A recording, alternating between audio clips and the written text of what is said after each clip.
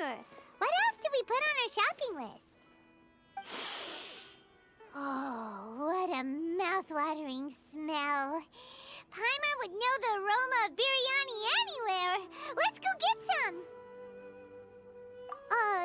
We can still add it to the list. Well, if it isn't the Traveler and Paimon. Wasn't expecting to see you here. Hello there. Oh, it's been quite a while. Huh, so you two are still hanging out together. Dia, didn't you say last time that you were gonna head back to the desert? I said I was going to resign from being her bodyguard, not that our friendship was over. We're still the best of friends. The Homayanis also still post jobs from time to time. Their pay is always generous, so me and the other mercs never pass them up. I told Dia to just stay at our place when she took one of those jobs a few days ago. My parents were delighted. They even said that it always felt like we were missing someone whenever Dia wasn't around. That sounds like something they would say, all right. They're always so welcoming. Anyway, the job is already taken care of, so I was gonna head back to the brigade as soon as I finished a little shopping. But the master kept insisting, and I ended up staying for another day. You can stay for as many days as you want, Dia. Father hasn't even gotten around to treating you to his best dishes yet. You know I'm not the kind of person to stay put in one place like that, my lady. Don't worry, though. There'll always be next time. But she said they'll treat you to the best dishes! Paimon can't believe you can still refuse that! But wait. Didn't you say last time that you would take me on a trip to the desert?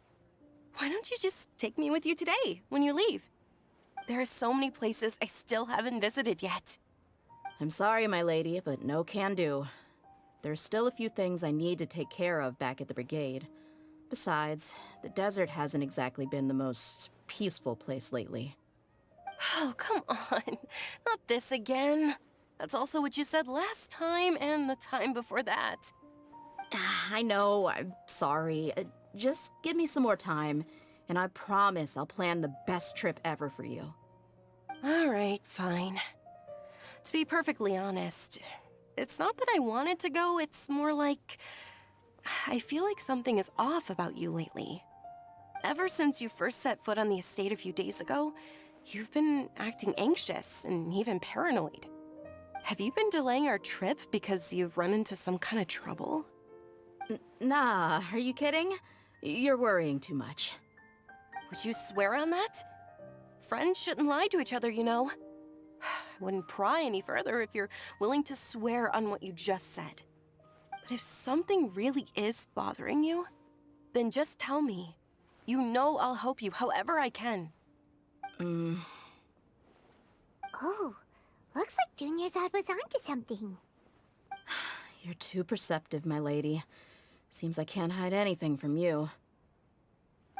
I just thought that nothing good could come out of telling you about the messy happenings of mercenaries. Knowing too much only leads to more trouble. Mercenary life is a dog-eat-dog world where Mora reigns supreme. Everything operates on a completely different set of rules. That doesn't change anything about what I just said, though. We're still friends, and I can only support you if I understand what's bothering you. My lady, you're not gonna stop until you drag it out of me, are ya? All right, I'll share what I know. Let's go somewhere else first. This isn't exactly the best place for a discussion. Okay, let's talk here. Just try not to draw any extra attention.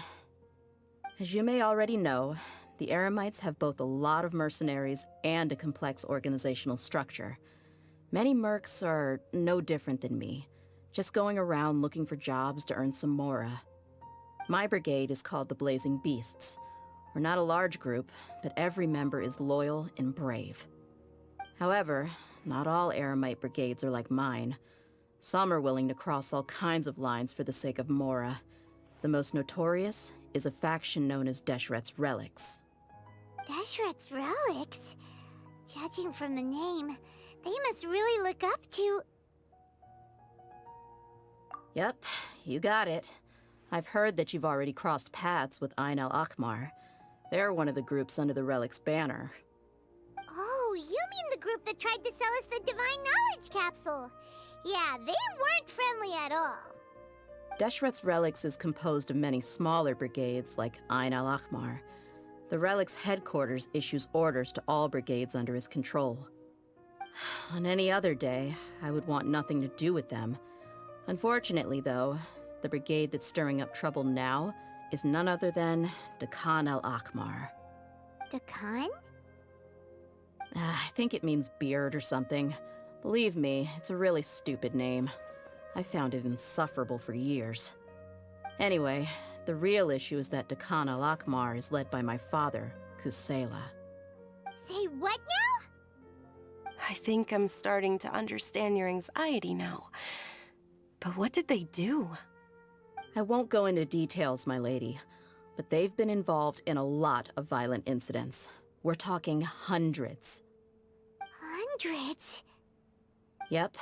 The scenes tend to be quite gruesome, too. They strip the victims of all their valuables before murdering them.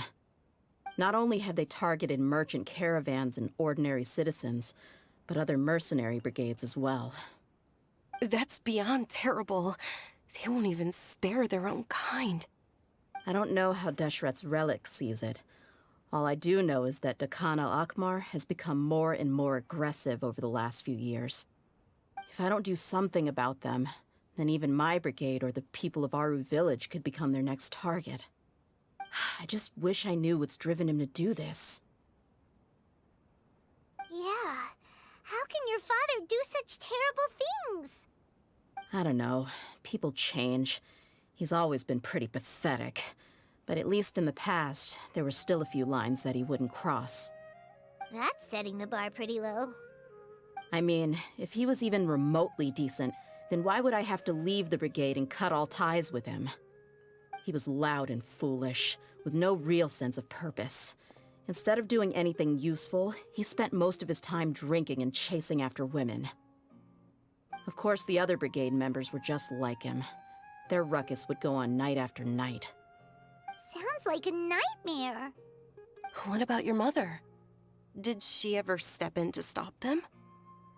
Unfortunately, I never knew my mother. I'm sorry, Dia. I didn't know. It's all right, my lady. That's pretty common in mercenary circles. Didn't I mention that my father was chasing after women? I was the result of one of those encounters with some random person. He told me that he wasn't sure who my mother was. And in any case, she never came to see me. He'd say, "You'll be fine as long as you remember to stick with Dad."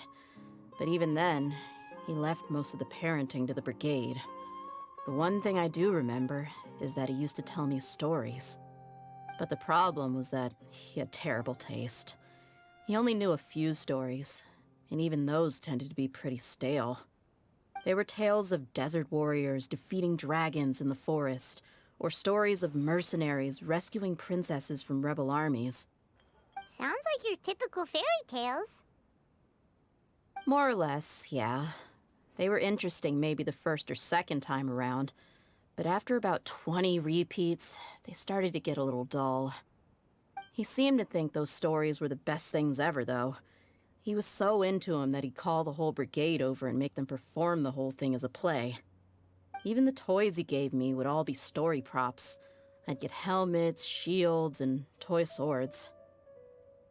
It was only much later when I realized that the shows were more for him than they ever were for me. What an interesting guy. Yeah, I've always found him pretty childish, but that was something I could just shrug off. I had no reason to despise him. Until I grew up and learned the true face of Deshret's relics for myself. Looting, blackmail, violence, and fraud. They not only accepted such heinous acts, they would even openly boast about them. No one in the brigade was any kind of hero. Instead, my father and his cronies were more like the bad guys that needed to be taken down. Did they really think that as long as they didn't do any of that stuff right in front of me, I would never know? I think I can understand your feelings. The difference between perception and reality must have hit hard. Yeah, but don't worry, my lady. It's all water under the bridge to me now. I had a huge argument with my father and left that place behind for good. I'm not investigating them due to any bitter feelings I still have towards my father. I just want to protect those that are close to me. Yeah, I told the boys to gather as much information as they could. Most of the reports concern violent incidents, but there's also some talk of smuggling. I see. But isn't this investigation incredibly dangerous? It is, but every mercenary lives life on the edge. It's a lifestyle that I enjoy. That may be true, but it'll be impossible for those who care about you not to worry. Well, now you get why I didn't want to share any of this with you. What should we do? They both have valid concerns. Huh? But there's no need for you to get caught up in this mess, too. Well, he's super tough, so if he went into the desert with you, then Paimon bets the problem will be solved in no time. I'm inclined to agree. I'd feel a lot more at ease if you took him along to help. I'll wait for news from you in the city until then. Please, stay safe. I'm honored that you care so much for me, my lady. All right, then let's get moving. Our first stop will be Caravan Rebot, where we can catch up a bit with my fellow mercs. Please be careful. I'll stay in the city and wait for news from you. Just don't do anything reckless, all right? Hey, Dia, you're back. Are these two friends of yours?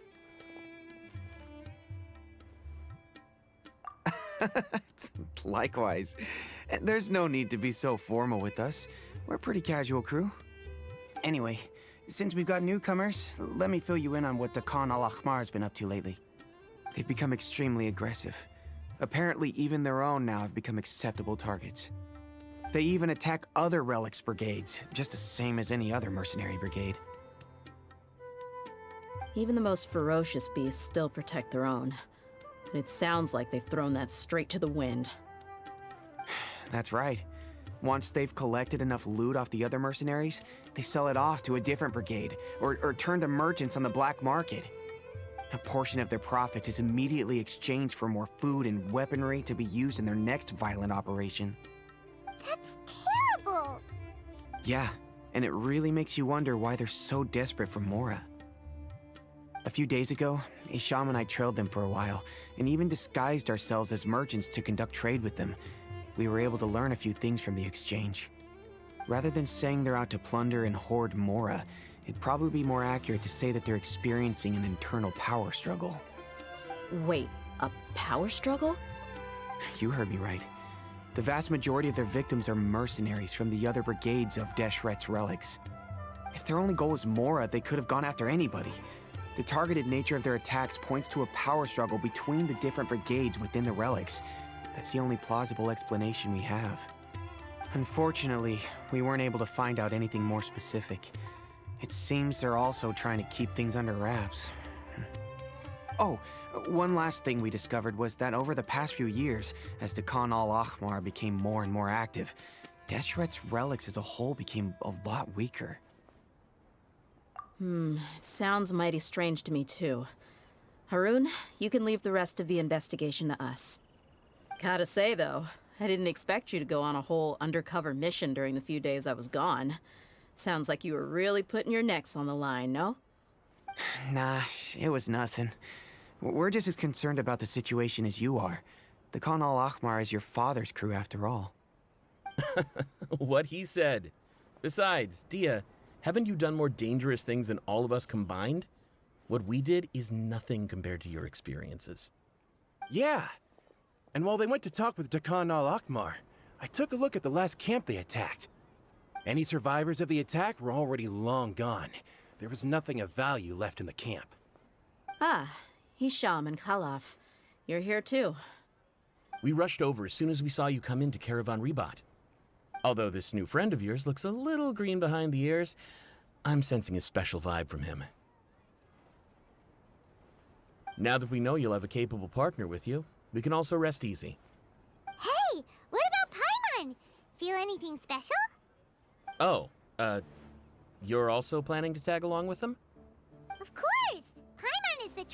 most important guide. Wherever he goes, Paimon will follow. Oh.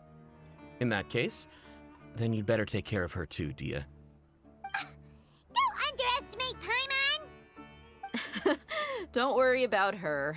She may look tiny and helpless, but she's been through just as many battles as the traveler here. Even if she had only survived on sheer luck, then that alone would still make her quite formidable. I had no idea. I guess I shouldn't judge by appearances. Oh, one other thing, Dia. When you're free, why don't you update the deputy about your upcoming schedule? We held another recruitment event a few days ago, but everyone only came to see the Flame Mane. You weren't around at the time, so people were pretty disappointed to only find our crew of rough, unkempt guys. The deputy put a lot of effort into the event, but it was basically for nothing. Only a few people chose to stay, and that really got to him. Sorry to hear that. I'll be sure to bring him some great liquor next time. I left in a hurry and I couldn't make it back in time for the event. Gotta admit, I can understand their disappointment, though. You're our brigade's main selling point, after all. Now, if only the deputy could figure out a way to bring a few more smoking hot members into our ranks. Keep dreaming. Remember the last time I invited a couple gals into the brigade? You all just froze up with your mouths gaping like a bunch of scarecrows. The awkward silence and weird expressions left quite the impression on them. They were originally interested in joining us, but after that, they both told me they were too uncomfortable to stick around. Hey, didn't we agree to never bring that up again? Huh? Wait, are you serious?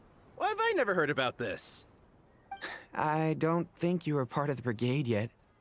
Are you kidding me? I missed a once-in-a-lifetime moment like that and you weren't even gonna tell me? All right. We can tell you about it later. Now's not the time. Hey, don't you try to change the subject.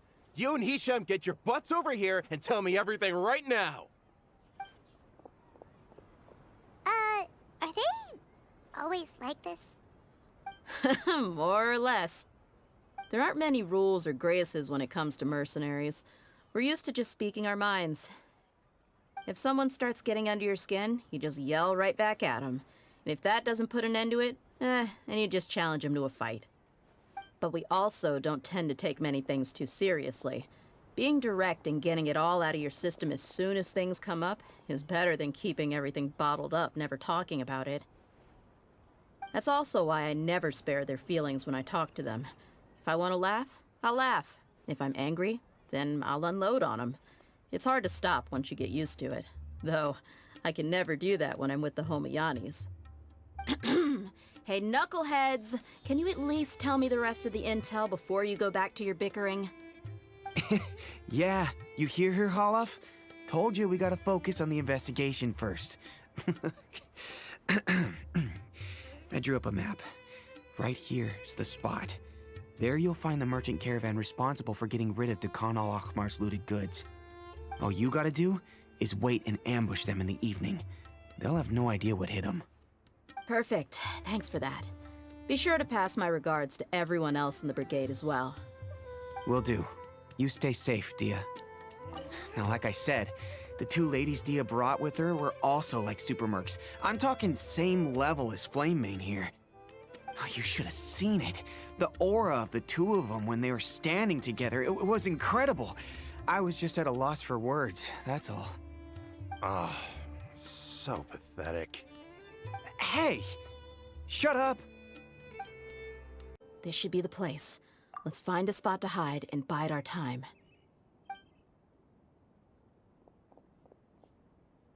It's gonna come down to a fight one way or another, so let's all be careful. No need to worry. He knows his way around a fight. I'm not worried about that. What I meant is that we probably shouldn't go too hard on the enemy. After all, we still need to get information out of them.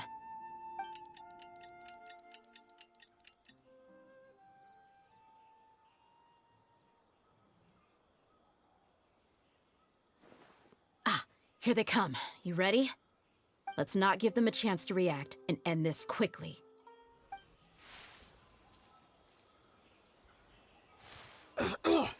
Huh? You're the Flame Mane. Good. That saves me an introduction. All right, time for a little talk. Are you buddies with Dakana Lakmar now? Tell me, what are they after? You know the code of being a mercenary just like everyone else.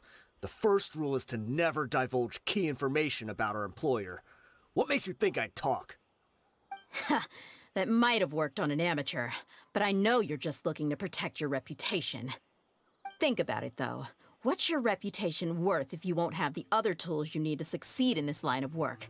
Tools like, I don't know, your limbs or eyes? You've got 5 seconds. You might want to think twice about how much your employer's information is worth to you. Whoa! I'm not joking around. We can do this the easy way or the painful way. 2 seconds! I'll save you the trouble.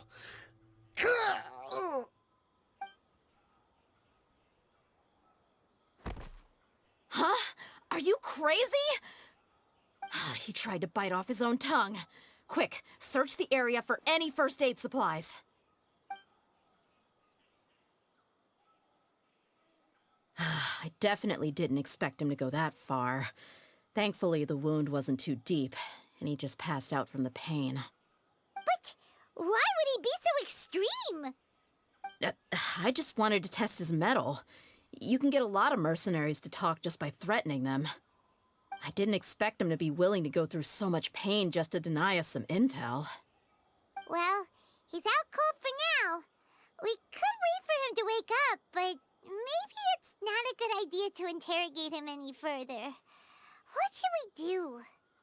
Yeah, don't worry about it. It'll be a waste of time to interrogate him again after that.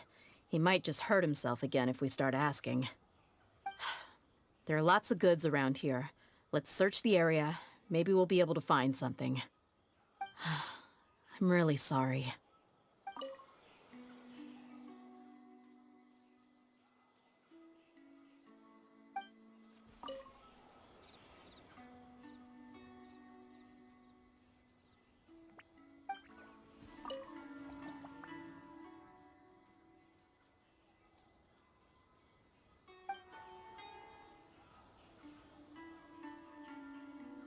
We found a piece of paper with a bunch of names on it. Maybe it's a record of something. Let me take a look. If this really is a merchant caravan, they should have a record of their transactions. Yep.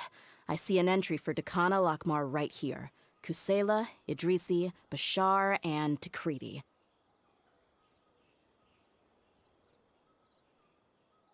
All familiar names. Dakana Lakmar has been trading for a hefty supply of food, weapons, and medicine. It seems that in the past, they used to receive some canned knowledge as well. This caravan is just one link in their logistics chain. Once in the rainforest, the caravan will exchange the looted goods for mora, and the funds will then be passed to a specific person. That person will then pack the caravan full of necessary goods, which will then be brought right back to Dakana Lakmar. Wait, why is there no mora value recorded for the final transaction? No value? Yeah, every transaction before the last one was marked with an exact amount of mora, but the final one, where they paid for everything to be brought back to the desert, was simply marked as delivered. Perhaps, but they couldn't have known how much they would make off selling the loot. Do they not care about profit margins at all? Anyway, the next part's the records of the goods themselves. There are a lot of entries. Everything was probably sourced from the rainforest. Huh? What's wrong? Shazaman Homayani? Homayani? You mean Dunyarzad's family? Could it just be another family with the same last name? I'd be surprised to find someone with the exact same first and last name. Shazaman Homayani is Dunyarzad's father, and the head of the Homayani family. Just what the heck is going on here? I'm sorry, you're right. I'll consider what we found and not jump to conclusions just yet. But what this piece of paper confirms is that the Homayani family has been providing goods to Dakana Lakmar. What if the Homayani have been kept in the dark, and don't know they've been trading with Dakan Alakmar. That's a possibility, but if that was the case, why is this caravan specifically named Shazaman as their person of contact? They could have just as easily bought goods such as food and medicine directly from Caravan Rebot or Port Ormos. Yeah, funding violence and looting. The brigade gets the goods, and he is paid the proceeds from the sale of the loot. But why would he do something like this? It's not like the Homianis are in need of money. I honestly have no idea. I've been to their estate many times, and I've never noticed anything suspicious. The only potentially large expenditure I could think of would be the treatment costs for Dunьязард's Elazar. Maybe they borrowed a lot of Mora in the past? But that's still just a speculation. I don't think the Master would stoop so low to make Mora. You're probably right. I know my lady's personality, and she wouldn't deliberately keep something like this from us. But what should we do now? All we found is just another mystery. If you ask me, we already have no choice but to confront her about this. I'm not worried. It's too early to make a verdict yet. I still have faith in the Homianis. Let's go find my lady again. We'll tell her everything and see if she's willing to lend us her support. If we're lucky, we can not only figure out the mystery of this paper, but also follow the trail of breadcrumbs to the people responsible at Dakan Alakmar. Dia, are you sure this is the best decision? What if instead of getting the help we need, we just end up revealing everything we've discovered to the enemy? I've considered that possibility, but even still, I want to tell her what we found. I think I owe her that much. True friendship is built on trust. She showed genuine concern for me when we first brought up the topic. I can't repay her kindness with doubt and suspicion. That's not how I deal with people. You're right. Paimon wants to trust Dunьязарdu too. Yeah. Let's pay another visit to Sumero City. We're back, my lady. Oh, you're back a lot sooner than I expected. You mustn't have run into any trouble then. Well, how did it go? What did you come up with? Actually, we're still investigating. It's just that we've discovered something strange. I see. The clues you found have led you back here, in the city? Something like that. Yeah. You all look a little dispirited. Whatever you found must not have been very encouraging after all. Why don't you discuss it with me? Maybe I'll be able to say something to cheer you up? It's okay, my lady. It's not so much about me being upset with my father or anything like that. How should I put this? So something is wrong. Even the Traveler and Paimon have been uncharacteristically quiet. On any other day, Paimon would have already waved to me with a smile and shouted, "Dunьязарду, we're back!"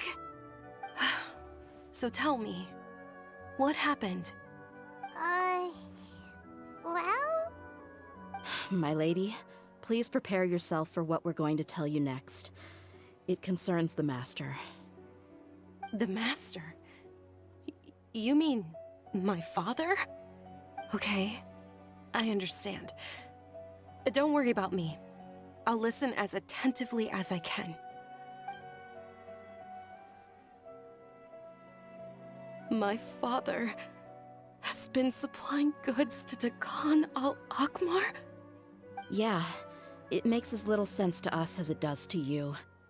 I've never doubted the Master's integrity, so I'm having a real hard time rationalizing how he could ever support an infamous brigade like them. Maybe he's not actually aware of the full story and just stumbled into the deal by accident. I can't help but agree with the Traveler. Huh? You mean you feel the same way, Dunьязарду? Thank you for sharing all this information with me. Since you've told me everything you know, I should also tell you about some doubts that I've been harboring for quite a while. In the past, I thought that my father hired a bodyguard for me so that I wouldn't run away and get lost. However, There are plenty of capable mercenaries in the core of 30. Why did my father go out of his way to hire Dia? About that. Well, the Homayanis really needed bodyguards, so they reached out to the Blazing Beasts. Later, the Master told me that I was one of the best mercenaries he'd ever seen, and that I should stick around to become one of his bodyguards. He offered me a pile of mora, so I just signed on. Well, but that didn't really answer my question. Just think about it. Why did my father specifically reach out to the Blazing Beasts? Maybe the core of 30 just didn't have anyone available, or maybe someone recommended us. I've never given it too much thought. I think I get what you're saying. You think none of this was a coincidence. Precisely. At first glance, nothing seemed strange or out of place. But there are many parts of the story that don't actually make any sense. If my father had always been in contact with Dakan al-Akmar, then it would make sense for him to bring Dia into our house. You mean the goal all along was to get Dia to be your bodyguard? No, that's too much of a stretch. I cut all ties with my father a long time ago. He has no control over my life anymore. But that still doesn't rule out the possibility that your father has still been trying to influence your life without you knowing. So, the Master was not likely an innocent victim in all of this? Sorry we put all of this on you so suddenly, Dunьязарду. It's okay, Paimon. I should actually be thanking you. Regardless of his reasons, if my father has truly been funding a violent group of mercenaries, then it's my duty to bring him back to reason. But is that really the right thing to do? My father has committed many atrocities and deserves all the punishment that he has coming to him. I have zero sympathy for him. You may call me an ungrateful child, but my feelings will remain the same. However, the Homayani family has treated me with nothing but generosity and kindness. If we decide to investigate this further, we could end up implicating the entire Homayani family. I would be biting the hand that's fed me over all these years. Dia. It's all right, Dia. If anyone were to ask, you could always just say that I'm the one who instructed you to get to the bottom of this. You don't have to do that, my lady. I'm not conflicted because I'm afraid of taking responsibility. Besides, you're the one we should all be worried about right now. Hey, it's still too early to give up hope. What was that thing about friendship again? Right, yeah, trust! You said that yourself, Dia. Besides, there's no point on getting all riled up before we've confirmed all the facts. Thank you, everyone. That makes a lot of sense. I guess I should always remember the trust that I've placed in people. In which case, my lady, could you ask the Master to come out and have a chat with us? Sure thing. I also hope he'll be able to give us a logical explanation. Let's meet at the usual place then. Usual place? Ah, right. Thank you for coming, sir. Please allow me to introduce these two. This is the Traveler, and next to him is his travel companion, Paimon. Ah, yes. My daughter has mentioned them from time to time. It's a privilege to finally meet them in person. But we may skip all the pleasantries for now. What is the important matter you wish to discuss with me today? Well, we wanted to bring this transaction record to your attention. There's something on this record that we're all pretty curious about. So, that's what you found. Huh. Seems like I can't keep everything from you much longer. If you wouldn't mind, we'd like an explanation. Well, it's a long and difficult story. And to be perfectly honest, I'm not sure if I'm doing the right thing. What I do know, though, Dia, is that the truth will bring you no solace. If anything, it will likely cause you a great amount of anguish. Wait, me? Yes. I understand perfectly why you came to see me. and I am touched by your collective commitment to do the right thing. But knowledge always comes at a price. And sometimes, as they say, ignorance is bliss. Your father, Kusela, and I both believed that. Of course, you have the right to seek and learn the truth, but I must warn you. The facts of this matter may reduce everything you've built for yourself into sand, blowing in the wind. If you must proceed, then Kusela's heartfelt efforts will also fade into the wind like a fleeting mirage. His heartfelt efforts? I'm sorry, sir, but I'm not sure I follow. I've made it this far in life without a single drop of my father's support. I have my own ideals and ways of looking at the world, as well as people and causes that I've chosen to cherish and fight for. None of these things have anything to do with him. I came here today to support you as the head of the Homiyani family. No warning will change my stance on that. I understand. Then let me tell you a little story. Our family once needed to take a trip to the desert when Dunьязарду was just a baby. Along the way, we were attacked by bandits. They had superior numbers and quickly overpowered our bodyguards. When all seemed lost, a group of passerby eremites lent us their support. Those eremites were Kusela's brigade, Dukhan al-Ahmar. Kusela's men told me that the attackers were eremite mercenaries, just like themselves. I was shocked. Why would Dukhan al-Ahmar go so far to save us and not spare the fellow eremites? Kusela was grinning and walked over to play with baby Dunьязарду. She was startled by his unfamiliar face and nearly started crying. Really? I never knew. He said that he had no particular reason to help us. He just took pity on us because he had a daughter about the same age. We started talking about our children, and I sensed that he was a devoted father. To repay his kindness, I hired his brigade to help out at our estate for a time, and offered everyone generous remuneration. So, that's what happened. It was many years before I saw him again. I almost didn't recognize him the next time he came knocking on my door. The man I knew to be strong and healthy had been reduced to a shell of himself. He couldn't even walk anymore without his cane. So, what happened to him? He was perfectly fine when I left the brigade. I'm not too sure myself. The only thing that didn't change was his cheery disposition. He said there was absolutely nothing to worry about and that he had gotten into a fight. That was all. He then suddenly asked me if Dunьязарду, now that she had grown, would need a bodyguard of her own. At the time, Dunьязарду was going through a particularly severe bout of her Elazar. There was no need for her to have a bodyguard when she could barely leave the house. But he kept coming back to the topic. Come on, it never hurts to be safe.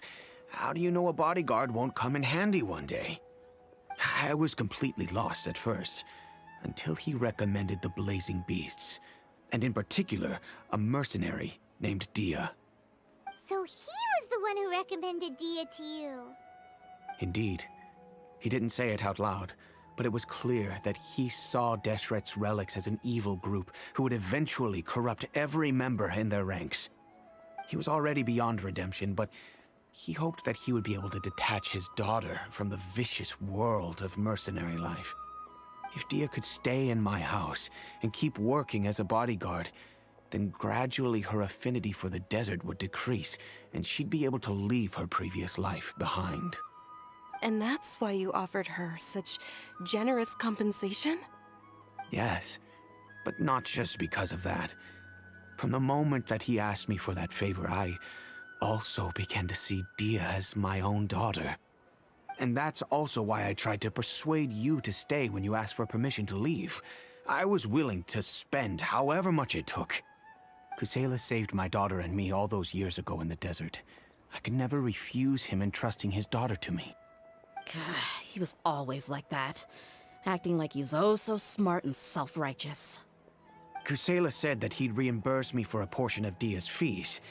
I refused to take any mora from him, but he'd always send me funds anyway. Eventually, I just accepted them as a token of his gratitude. And that went on for a while until I received another letter from him a few years ago.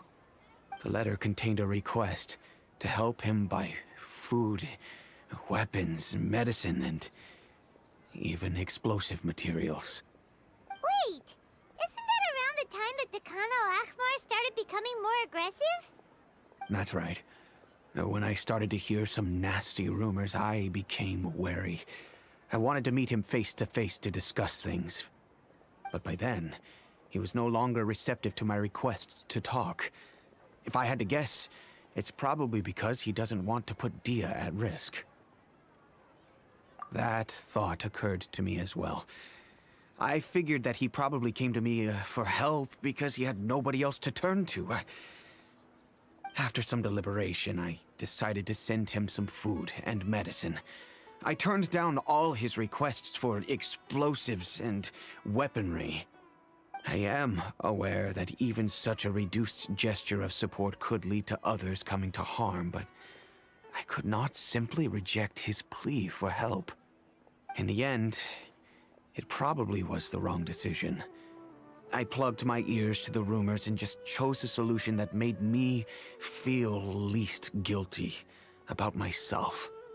If you can, please tell me where he is now. None of the things he's doing right now make any sense if he's just trying to keep me from getting tangled up in his world.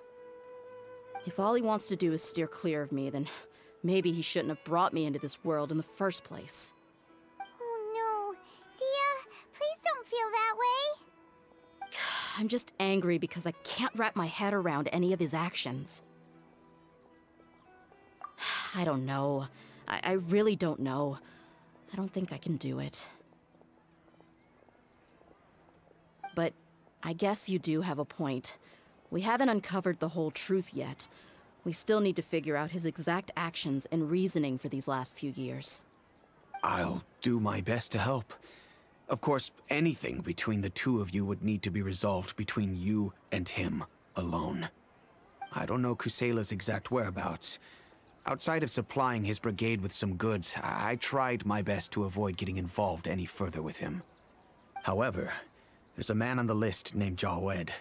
He used to be a mercenary in the desert and is now a member of the Corps of 30. He's responsible for supplying weapons and liaising with the Dakan al-Akhmar's merchant caravan. I think he should know Kusela's whereabouts. I've heard that he likes to have a few drinks alone and enjoy the cool wind at night outside the tavern. Maybe you'll be able to find him there. Understood. Thank you, sir.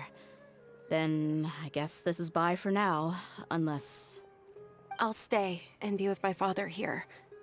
To be honest, I'm still a little dazed and haven't finished processing everything quite yet. My father has indeed done something wrong, but if I think about it, I'm also not sure if there was a right way to handle this problem.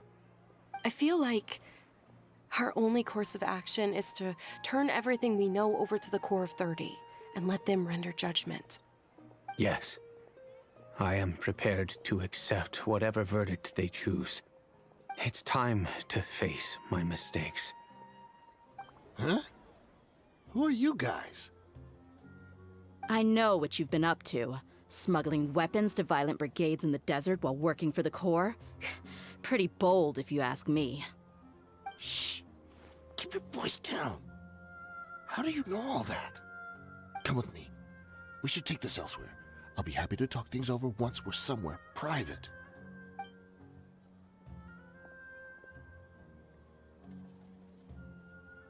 This place should do. All right. Back to my question. How did you all know about me? Don't worry about that for now. You know what kind of punishment you'll face once we report you to the Corps, I assume. Wait. There's no need to jump the gun. Let's talk this out. What are your terms?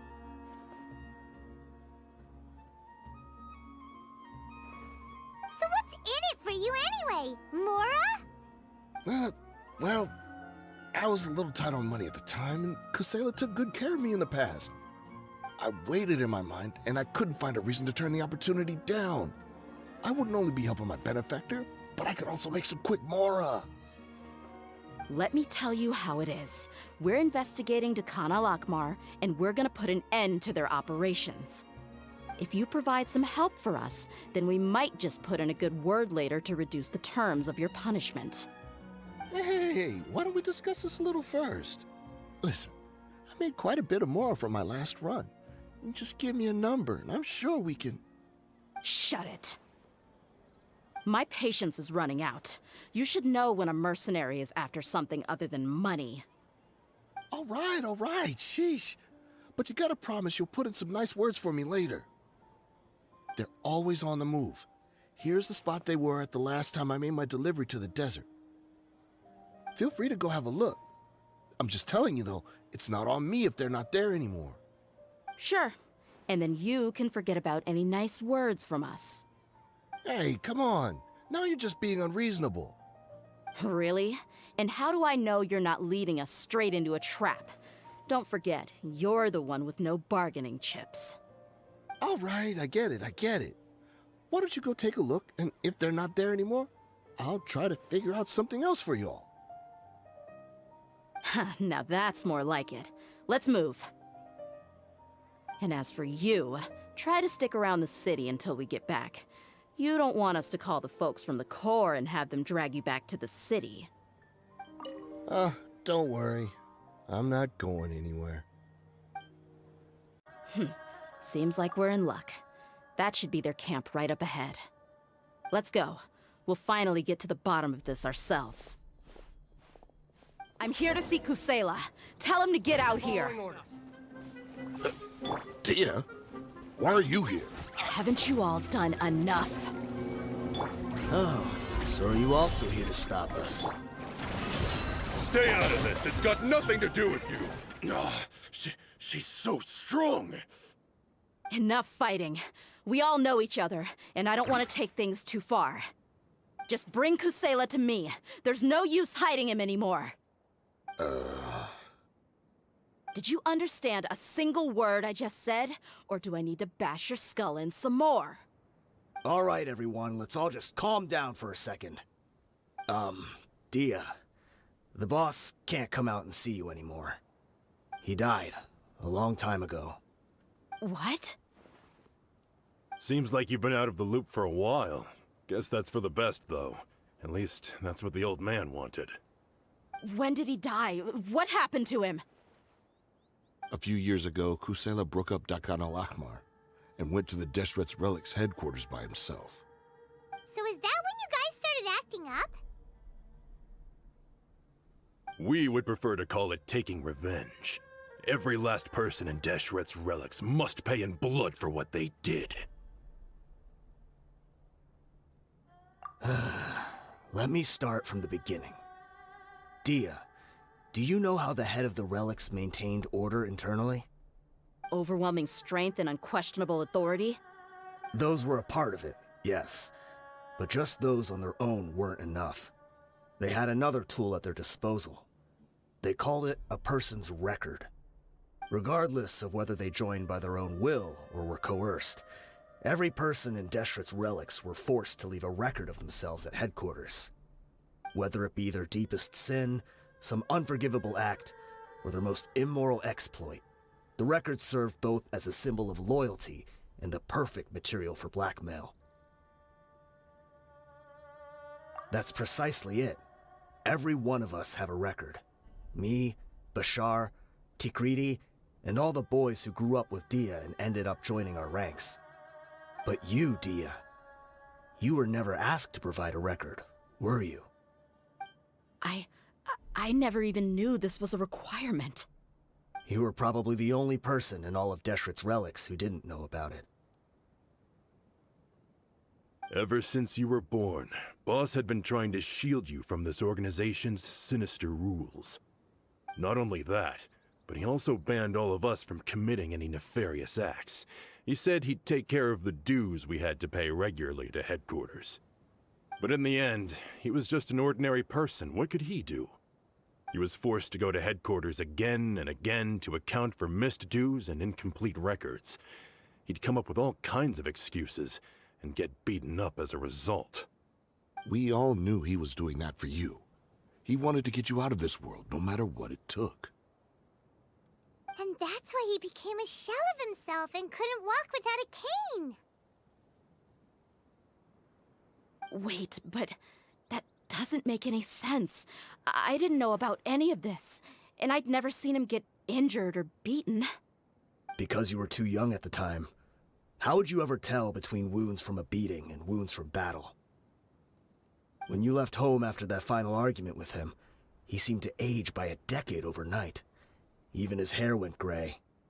So, even the blazing beasts were... Yep. It was all his doing. Had he not arranged them to come to you, you probably would have been reduced to a pulp before you ever left the desert. A few years ago, Boss said he needed to make another trip to headquarters. He was already pretty weak then, and we all assumed he was going to get beaten again. I suggested that he hand the role of leadership over to me, but he said there was no longer any need, since the Khan al-Ahmar would soon be no more. His words made no sense to me, but that night, we heard that a massive fire tore through headquarters and razed everyone's records to ash. Everyone gained their freedom that night. Many members fled, not just from our ranks, but from the other brigades as well. But how could we leave with a clear conscience? All of us who knew exactly what had happened. The boss can't have just died for nothing. Those heartless jerks at headquarters took him from us.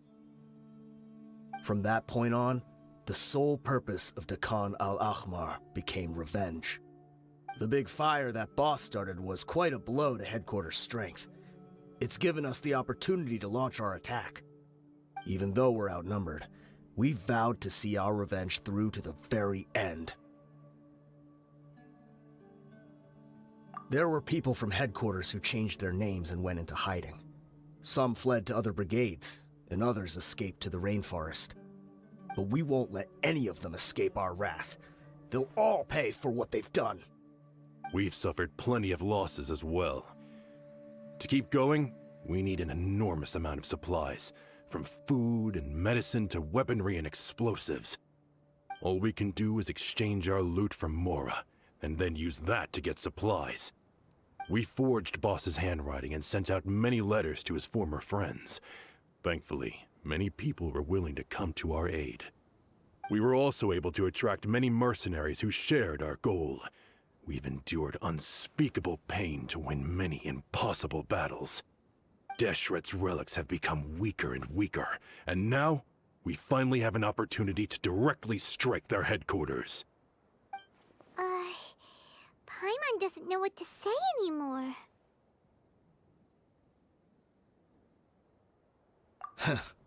We do know right from wrong, but we were sinners from the very beginning. We do not deserve the freedom that the boss won for us with his life. Boss always loved his old-fashioned hero stories. Those tales about sacrificing yourself to save the world. We used to always laugh at him for it, but in the end, he really went and lived those stories out himself. As for me, I never considered myself a hero. We're all the lowest of the low. We have no right to even imagine such an existence. But maybe those hero stories he liked foreshadowed everything that was to come. The spirit of the hero touched all those he had saved, and more people joined his cause. Maybe we were all just acting along with the play in the beginning. But as we acted the parts and recited the lines, we were drawn in. And now, we want to see the story through to the end. I'm sorry, Dia. I know you always found us insufferable ever since you were young. Just think of this as a madman ranting. I'll go with you. Huh? Dia? You wanna go with them? I grew up with these guys, and I know they're not bad people. It's just that some situations get so bad that it's difficult to tell good from evil. All I know is that Deshret's relics must be destroyed. Furthermore, I want to go see the place for myself. I want to know if my father is still there. I know you don't want to get involved in this, so there's no need for you to tag along. I can do this on my own. Yeah, Paimon feels like we'd only regret it if we don't see this through to the end. Thank you. We'll be a lot stronger together with you. I bet Boss would lose his mind if he ever knew you'd join us at the very last moment like this. Considering all the losses and injuries we sustained, we can't afford to turn down someone as powerful as you. He can think whatever he wants. But the fact is, I owe him this much. I guess it all comes down to this. What a bummer. I just had to get injured now, right before the final fight. Be sure to punch one of them for me, huh? Is this the entrance? We sure didn't run into much trouble on the way here. Should be. I don't think they have enough manpower left to post guards and defend their perimeters. Wow. Paimon didn't expect it to look like this on the inside. They should all be holed up in here. Don't know how many people they've got left, though. Who cares? We'll round up all of them. Still, we should be careful. Even if they've only got one shot left, it could still take us out. Yeah, we'll know what they're really capable of once we've landed some hits on them. Deshret's relics may have been a force to be reckoned with before, but their name means nothing now. Yeah, they don't stand a chance with you here. I'll take the lead. I've been here once before. This way, follow me! We're almost there! Wait!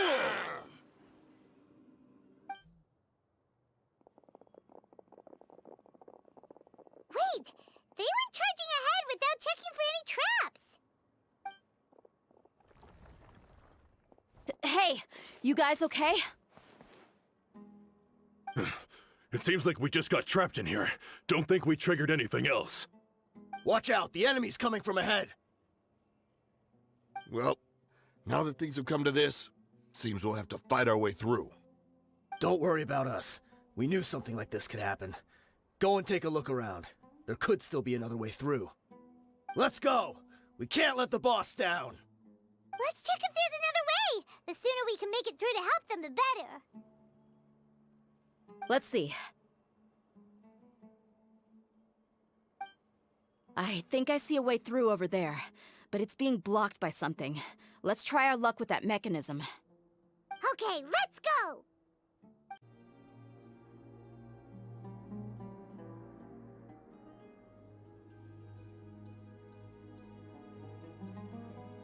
I wasn't expecting anyone to make it through from the other side.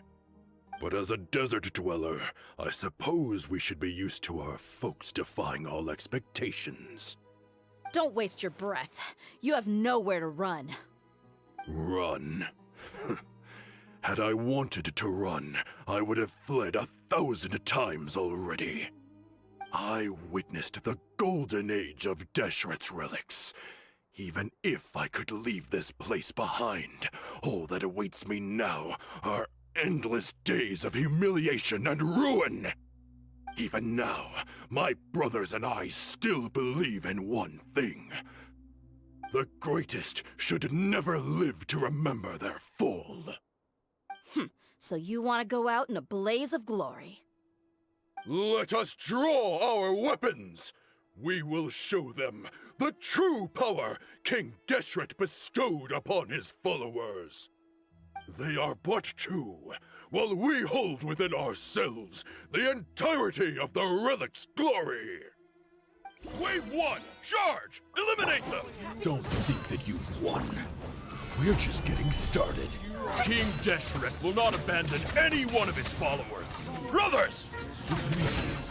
This is where we'll prove our faith. Do you all just want to die? None of us plan to leave this place alive! The commander has finally fallen. But they're still coming at us!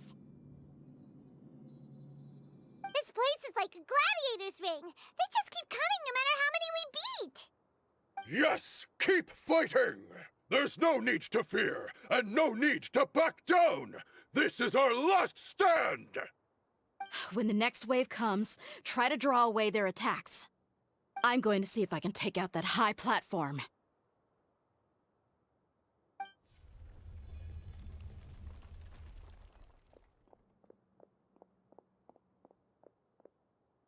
Get out of my way! Come and face me, Michel! Ugh, so they've broken through the front as well. Apologies, Lord Michel. They fight like absolute madmen! No matter how much we throw at them, they just keep coming for more!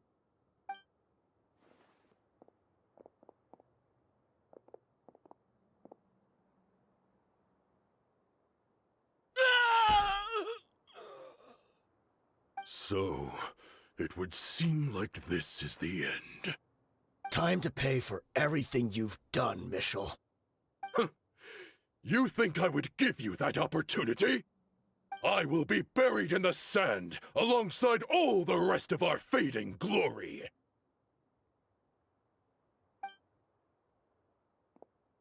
Hey, wait!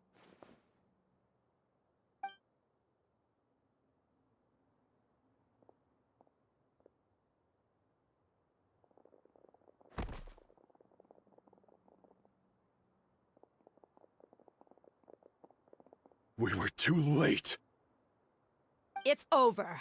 There's no more need to fight. But if you're still going to cling on to your so-called mercenary's pride, then I'll give you all a good beating as well.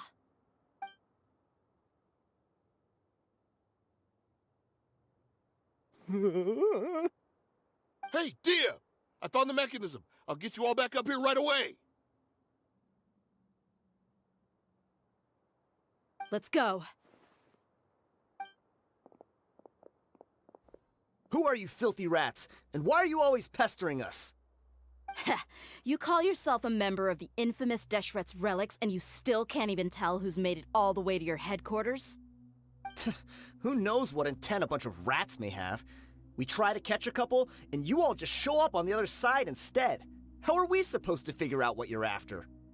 Hey, have you ever heard of a man by the name of Kusela? Why would I know? It's not like I'm in charge or anything. This is your last chance to talk. Hey, I said I don't know anything. I'm just an average member here. I'm telling the truth. If you're here to find someone, why don't you look through the records yourselves? Who can remember every name and face with so many people coming in and out every day? The irony. His life became a light for so many, yet to others, it wasn't even worth remembering. Where's the records room? Answer me! It's right over there. All the files are in there. You can go through them as much as you want. It's not like any of them still matter anyway. I mean the old records room. The old records room? You mean, the one that got burned down? Kusela. Ah, yeah, I remember him now. The guy who could hardly walk. Watch your mouth. That's our boss you're talking about. He was definitely faking it. We all let our guard down as soon as we saw him come hobbling in. But in the short time it supposedly took him to take a dump, he'd already gotten away and started a fire in the records room. He couldn't have possibly outrun us if he wasn't a fraud. And after that, Deshret's relics fell into complete disarray. Stop wasting our time. Every one of us here is perfectly aware of what he had done. Tell me, where is the old records room? It's just over there. Go see it for yourself if it means that much to you. There's nothing left in there but ashes. No human could ever survive that kind of inferno. Bashar, Tikriti, let's go. We'll leave the others here to guard these guys. Spare them no mercy if they try anything. I've already told you everything I know. Can't you just leave me alone?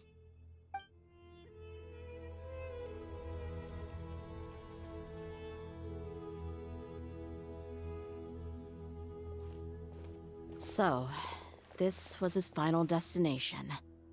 How did he do it? Getting past all the guards with a limp and sneaking in here to start a fire? If he was nimble enough to do that, then he must have been able to get out of here after starting the fire, right? Tia. I'm sorry. I know it's just wishful thinking. Let's look around. Maybe we can find something that's been left behind.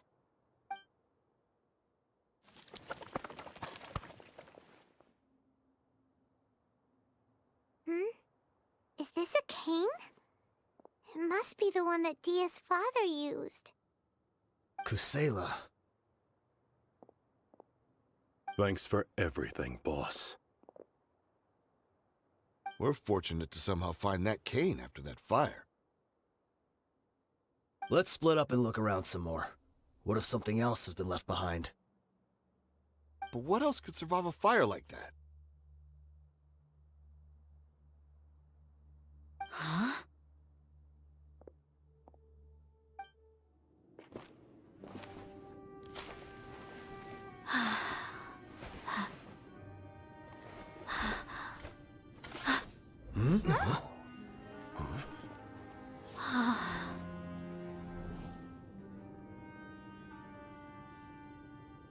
Thought so. Wait! Isn't that the toy sword you played with as a child?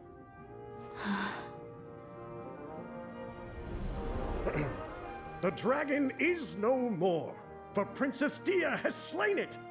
Its head now hangs above the city gates. Her bravery has brought eternal peace and prosperity to us all. Dia, come on. This is the most important line. You can do it. But Dia, you defeated the dragon. Everyone's waiting for your speech. Still too shy, huh? All right, I'll do it. I hereby proclaim our victory. Evil shall plague us no more.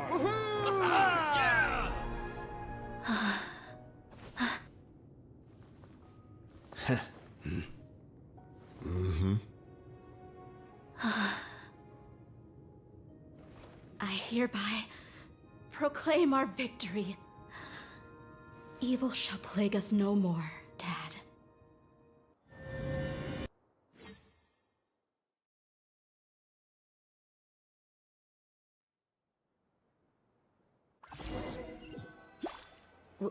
What's this? Don't you remember?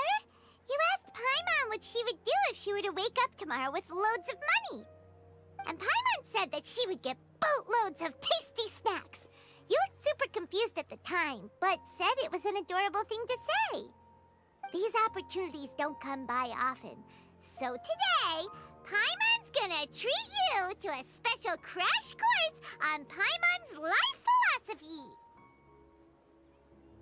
Hey, this way you get something from the both of us for the price of one. Anyway, the point is that you should eat to your heart's content. You'll feel better for sure once you've gotten something in your tummy. Dunьязарду will also be here shortly. She's already heard that we're back. Aw, thanks, you two. Honestly, this is very unlike me. I just had a lot on my mind on our way back, so I didn't know what to say. My chest was filled with all kinds of intense emotions. They just shook me even more than all the feelings we've shared during our previous adventures. But when everything came to an end, those emotions also vanished without a trace, and I was left feeling more empty than ever before. It was as if I'd lost the thing that was most important to me.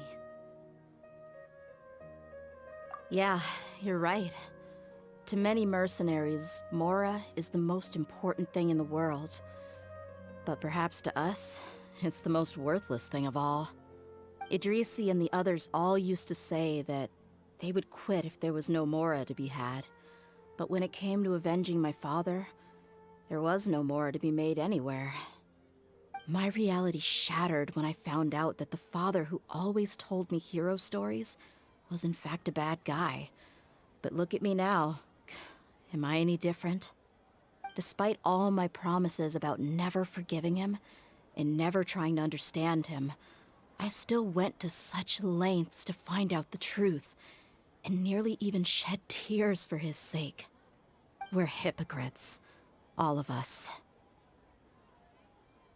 Yeah, you're right. It's just a pity that we often only recognize our true feelings after it's already too late. You're back! Are all of you all right? Ah, there she is. Yeah. Many people from the core of 30 came over, and I just wrapped up everything with my dad. All I can do now is wait for their verdict. Huh? Dia, you're looking quite down again. Paimon will explain. A lot happened while we were gone.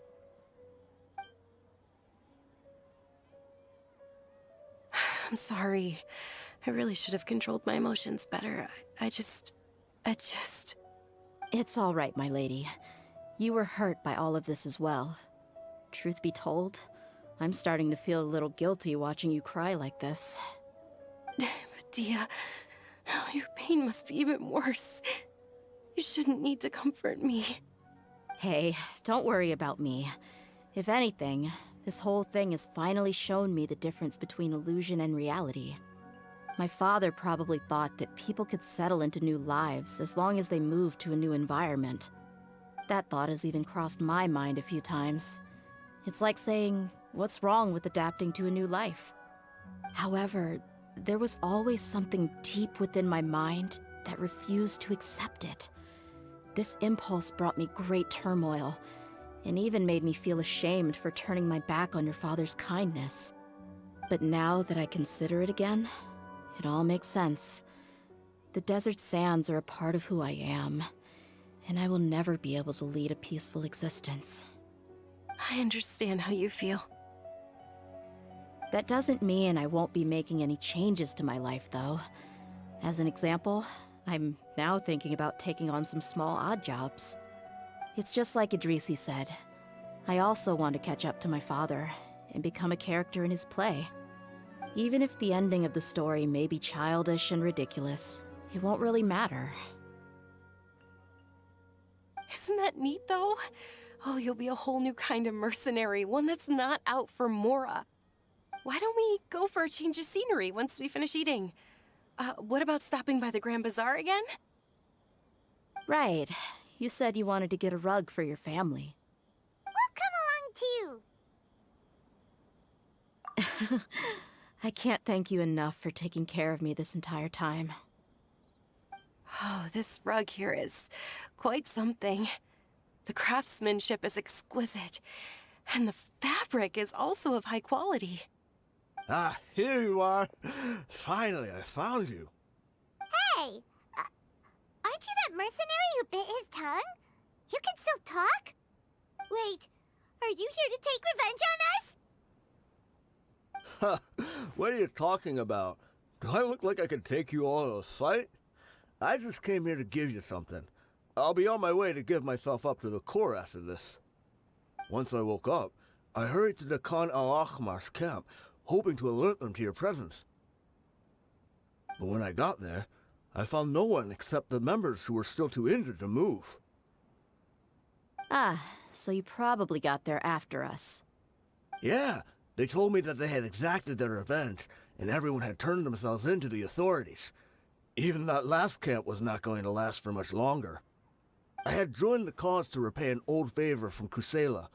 Now that everyone's already turned themselves in, I might as well do the same. One of the injured members gave this box to me, and told me that it contained some of the old man's last possessions. Everything left in the camp will get confiscated, so I figured I should get this to you before the Corps could get their hands on it. Thank you. No worries. We are all just living our own truths. There's no need to comment or judge anyone for it. So this box contains everything that Dia's father left behind. Huh. It feels lighter than expected. Well, back in the day, the first thing he did with any Mora was spend it on things like drinks and meat. But let's see what's inside. What's this? It's just a bunch of junk. Ugh, it kinda stinks. Perhaps it's just been left unopened for too long. A handwritten copy of a storybook. The paper's already yellowed, and it looks like it's about to fall apart. It was against the Academia's rules to possess books for personal use. If he was going to break that rule, he could have at least copied something useful. That probably means this was really important to him. Ah, and here are a few bags of children's snacks. The packaging's completely deteriorated. Maybe that's where the smell was coming from. Did he get those for you? Yeah, but here's the thing, though. Even when I was a child, I was never a fan of these kinds of snacks. He'd always say that he got them for me, but in the end, he always ate more than I ever did. Who even leaves snacks in a box like this anyway? Isn't that just common sense? Forget it. Let me see what else is in here. A razor, some buttons, some round iron tiles, a wooden toy puppet, a wool scarf, which from the looks of it probably belonged to a woman, and a hair clip? Why are these things here? I'm suddenly feeling a little scared. I'm sorry, my lady, but this is just the kind of man he was. He probably saw this box as some kind of personal trash heap and dumped any and everything in there. 2 empty liquor bottles. Tell me, you guys, are these the kinds of things that a normal person would leave behind? Huh? There's something in the bottle! Oh, you're right. All right, I got it out. It seems to be a piece of paper with some writing on it. The bottom part's all damaged from moisture, though. Let's hope the writing didn't smudge. I was suddenly seized with an urge to write a letter after finishing this bottle. I just folded it up and left it in the bottle, though. If I end up forgetting about it, it won't really matter. To Dia. It's a letter for me? It's all right. I'll just read it out. If he went to the trouble of writing a letter, there must have been some important things that he wanted to say. Or at least record down. My condition's becoming worse and worse. Can't even walk without a cane anymore, much less go out and have fun. Guess I don't have many days left. If you're reading this letter, then I suppose I'm already long gone. You were adorable as a baby. Everyone loved you. And regardless of whether you were crying or laughing, everyone enjoyed having you in the group. But once you grew a bit older, you were no longer nearly as happy or cute. It's probably the guy's fault. Can you believe this guy? He can point the finger at himself. Anyway, back to the point. To summarize, I'm writing this so you would know not to feel sad for me, even if you end up finding out the truth. The reason being that I was never your father to begin with. Wait, what? Surely, he must be joking, right? I don't know. I was quite formidable when I was young, and 100 times cooler than some so-called flame main. Really felt like the whole world was under my feet. With just a teeny tiny bit of effort, I felt I could rule over the entire desert. But as fate would have it, I went out into the desert for a drink one day and discovered a baby in the sands. It was you. You were just lying there, small and helpless. You were so tiny that if the wind blew for just a little while longer, you would have been buried forever. But your cries were so loud they made my head hurt. Now that I think of it, you really were a bundle of energy. Sounds like he's serious. I told Idrisi and the others that I had slipped up with a woman while out and about. None of them even doubted me. I'm sorry that I had to lie to them for so long, but I really had no other choice. I was their most esteemed leader, after all. It's not like I could just tell them that I suddenly wanted to play at being a father. At this rate, I'll puke up all the liquor I just drank from this bottle. Anyway, Dia, You possess the kind of freedom and kindness that we could only dream of. As far as how you should live your life, that'll be up to you to decide. That's the end of the letter. In the end, he was still thinking of me as a little child. I suppose, or I would have suffocated under the sand a long time ago. He was a good father to you. The fact that he wasn't a blood relative doesn't change that. Yeah. It's just a pity that we had to learn the truth of everything like this. Do you already have some ideas about the decision that he wanted you to make? I do. If he first found me alone in the sands, then I want to try my hand at finding the person who abandoned me. I just have one wish. To tell them a story. That there once existed a childish and foolish jerk with a heart of gold. And that only under his care was I able to grow and mature into the person I am today. If you end up finding any leads, can you share them with us? We go on adventures all the time. Maybe we'll be able to find some information for you. Sure, I appreciate it. I wasn't expecting you to be so enthusiastic. I'll help too. Thank you. All of you. Thank you so much. My life has certainly had its twists and turns, but I've always considered myself lucky. Because no matter where I've gone, I've always been surrounded by incredible kindness.